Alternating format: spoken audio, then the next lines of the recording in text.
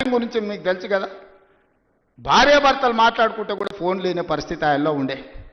ఇవాళ మమ్మల్ని బహిరంగకు వచ్చి ఏమన్నా దూషించినా ఫోన్లలో మాట్లాడుకుని మీకు అందరికీ స్వేచ్ఛగా లేరా? ఫోన్లలో భయపడుతారు ఇప్పుడు మాట్లాడానికి. గతంలో ఎట్లుండే, ఇవాళ ఎట్లుంది? ఈ స్వేచ్ఛ 4 కోట్ల తెలంగాణ ప్రజలకు వచ్చిందా రాలేదా?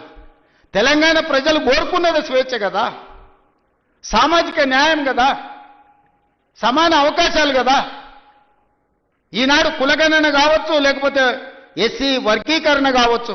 ఇవాళ మంత్రివర్గంలో 4 దళితులు, ఒక స్పీకర్, 5 మంది ఉన్నారు. ఆ ఎల్ల ఒక ఏకలింగం ఉండే, ఆ ఎల్ల ఏకలింగం ఉండే ఆ ప్రభుత్వంలో.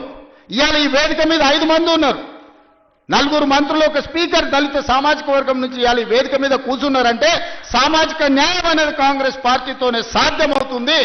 సమాన అవకాశాలు ఈ ప్రభుత్వంలోనే ఉంటాయి. 60,000 ఉద్యోగాలు ఇచ్చింది మన పార్టీ, మన ప్రభుత్వం సంవత్సరం తిరిగే లోపల.